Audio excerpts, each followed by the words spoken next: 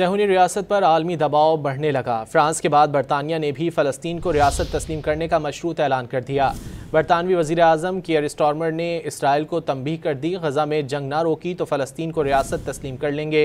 वाज़े कर दिया, दो रियासती हल का हर कीमत पर तहफ़्फ़ुज़ किया जाएगा। फ्रांस ने बरतानवी फैसले का खैर मकदम किया है।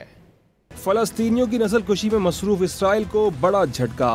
बरतानवी वज़ीर आज़म ने फ़लस्तीन की रियासत को तस्लीम करने का मशरूत ऐलान कर दिया। कीयर स्टारमर ने एक न्यूज़ कॉन्फ्रेंस में कहा कि इसराइल ने गजा जंग बंदी ना की तो सितंबर में फ़लस्तीनी रियासत तस्लीम कर लेंगे।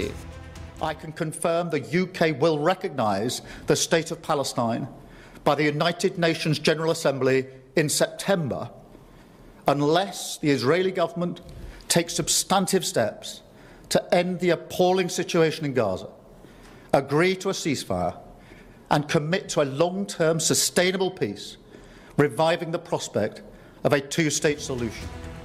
बरतानवी वज़ीर ख़ारजा डेविड लेमी ने अक़वाम मुत्तहिदा में 2 स्टेट कॉन्फ्रेंस से खिताब करते हुए कहा कि नेतन्याहू हुकूमत की जानिब से 2 रियासती हल मुस्तरद किया जाना गलत है।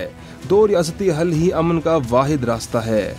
The Netanyahu government's rejection of a two-state solution is wrong. It must now be resolved.